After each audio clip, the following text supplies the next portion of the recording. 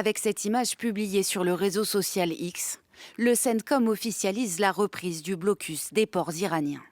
Et comme les nuits précédentes, le centre de commandement américain fait état de plusieurs frappes sur le territoire, menées à l'aide d'avions de chasse, de drones et de navires de guerre. Un peu plus tôt, le président des États-Unis avait mis en garde Téhéran et menaçait de s'en prendre aux infrastructures civiles.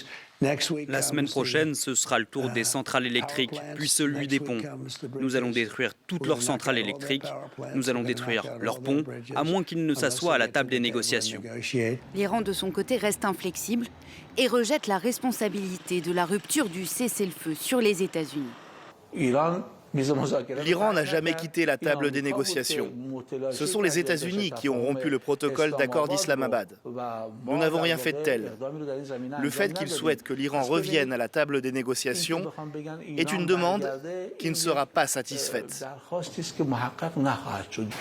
riposte aux attaques sur son sol, Téhéran revendique des frappes sur des sites américains au Koweït, en Jordanie et à Bahreïn. Et dans un communiqué, les gardiens de la Révolution précisent que le détroit d'Ormuz restera fermé jusqu'à la fin de ce qu'ils qualifient d'acte d'agression des États-Unis. Voilà pour ces dernières images du Moyen-Orient. Bonjour Gauthier Rybinski. Bonjour Pauline. Et des questions à nouveau ce matin.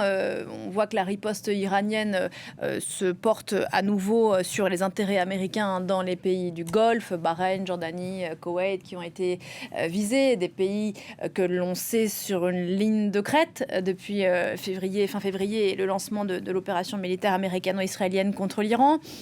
Où en sont-ils aujourd'hui ? C'était un pari que Téhéran avait fait dès le début et qui consistait à dire, si nous frappons les intérêts américains dans les pays que vous venez de citer, eh bien, ça sera tout bon pour nous parce que ces pays feront tout pour implorer les Américains de ne pas continuer sur ce mode-là.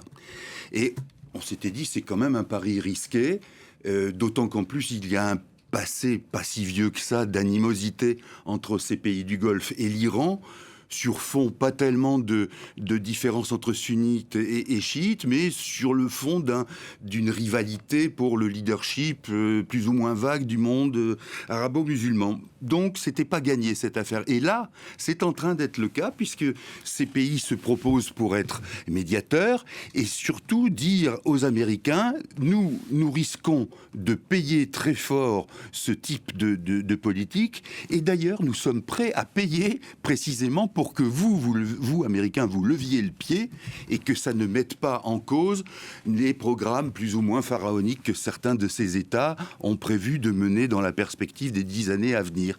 Donc là, il y a quelque chose qui n'est pas forcément décisif, mais qui est quand même suffisamment surprenant pour être cité, pour être mentionné, dans la mesure, encore une fois, où tous ces États et ces monarchies du Golfe n'ont pas toujours été en odeur de sainteté, et l'inverse est tout à fait exact aussi auprès de l'Iran. L'Iran, précisément, combien de temps est-ce qu'il peut alimenter ce conflit qui reprend ? Alors, ça, c'est une question qui est difficile à cerner, parce qu'il est évident que l'Iran a quand même subi des destructions non seulement militaires, mais même dans ses infrastructures, dans certaines de ses infrastructures civiles, qui, en principe, devraient lui inspirer, ou tout du moins de lui inspirer de viser une sortie plus ou moins rapide de cette situation de patte, comme on dit, aux échecs. Or, la question qui se pose, c'est de savoir si la direction iranienne est consciente de cela. Vous savez très bien que dans des régimes de ce type-là, théocratiques ou autoritaires ou autres, on ne veut pas forcément avoir une vision claire et perspicace de la réalité. Et là, il y a quand même des faits qui sont criants, qui sont gênants sur l'inflation, par exemple, qui est à 30% l'année en Iran, sur la fuite des cerveaux, c'est-à-dire, y compris dans des domaines sensibles, des jeunes Iraniens et Iraniennes qui décident de partir parce qu'il n'y a pas de perspective, la monnaie qui dégringole, et évidemment aussi les contestations, la critique du pouvoir qui peut en découler. Et là, encore une fois, normalement, Téhéran devrait considérer la chose Et la chose qui en découle, c'est bien sûr de ne pas s'éterniser dans la situation actuelle. Encore une fois, il peut très bien y avoir une fuite en avant de la part des gardiens de la Révolution si il est établi, et à mon avis on n'en est pas très loin, qu'il y a un déni de réalité, ce qui correspond d'ailleurs au régime en place.